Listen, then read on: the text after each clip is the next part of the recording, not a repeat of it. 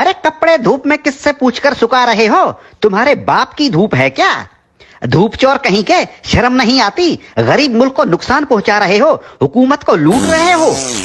अरे साहब, पूरी दुनिया के लोग कपड़े धूप पर ही सुखाते हैं, इसमें चोरी कैसी? जल्दी से अपने कपड़े उतारो। क्यों साहब, मुझे बगैर कपड़ों के देखना चाहते हो? अरे जो तार पर सुखाने के लिए लटकाए हुए हैं वो उतारो, अगर नहीं तो खर्चा पानी दो और अपनी जान छुड़ाओ। मैंने धूप चोरी करते हुए रंगे हाथों पकड़ लिया है।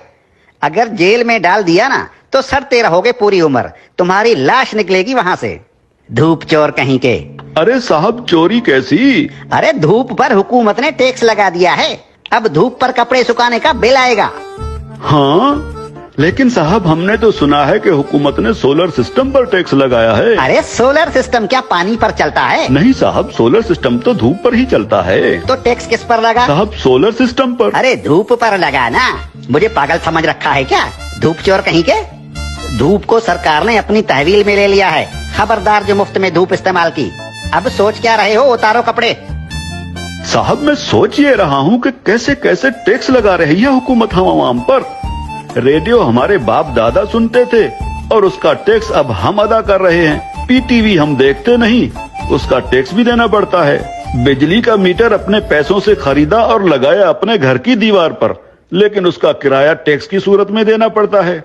बिजली आने का टैक्स, बिजली जाने का टैक्स। अरे साहब, हम कौन कौन से टैक्स अदा करें?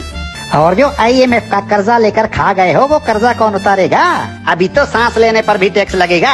मुफ्त में ऑक्सीजन गैस इस्तेमाल कर रहे हो, अपने बाप का माल समझ रखा है क्या?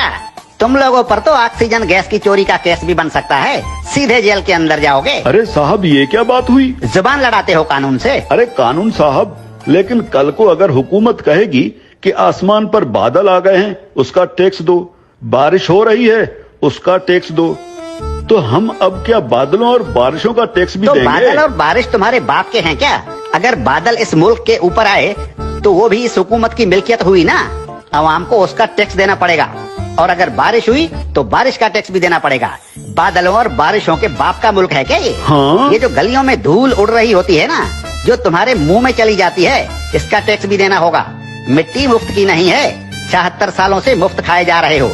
उतारो अपने कपड़े, धूप को मुफ्त का माल समझ रखा है। याद रखो, जो भी धूप का टैक्स नहीं देगा उसके घर के ऊपर सूरज निकलना बंद हो जाएगा। और हाँ, ये जो बिजली की तारों पर परिंदे बैठते हैं ना, उन्हें भी बता दो कि बिजली के तारों पर अगर बैठे तो उसका टैक्स देना होगा। सरकार परिंदों को बिजली के तारों पर बैठने का बिल भेजेगी। हाँ? टट्टी करने कितने बार जाते हो? बस एक बार जाता हूँ, और अगर पेट खराब हो तो कभी कभी 3-4 बार भी जाना पड़ता है। अपना पेट किसी अच्छे मिस्त्री से बनवा लो। अगर दिन में टट्टी एक बार से ज्यादा आई तो उस पर भी टैक्स लगेगा।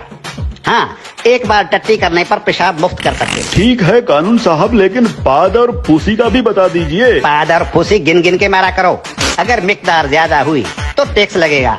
धूप चोर कहीं के, तुम जैसे लोगों ने मुल्क को लूट लूट कर भिखारी बना दिया है। अब ये मुल्क मजीद नुकसान बर्दाश्त नहीं कर सकता। हर चीज को अपने बाप का माल समझ रखा है। अब कानून हरकत में आ गया है, अब ऐसा नहीं चलेगा। हाँ? देखो, मुर्दा लोगों के डेथ सर्टिफिकेट बिल्कुल मुफ्त बनवा सकते हो। और क्या करे हुकूमत इस आवाम के लिए? देखो हुकूमत को कितनी फिक्र है इस आवाम की। अरे हुक्मरान मुल्क की सड़कें बंद करवा कर 100 बड़ी और दुनिया की महंगी तरीन गाड़ियों की कतारें बनाकर दिन रात मगरिब से मशरिक और शुमाल से जुनूब के चक्कर लगा रहे होते हैं। किसके लिए? आप आवाम के लिए। तंदूर पर रोटियां लगवा रहे हैं। इतनी फिक्र है हुकूमत को इस आवाम की। इस हुकूमत के किस किस भलाई से मुंह फेरोगे साले धूप चोरो?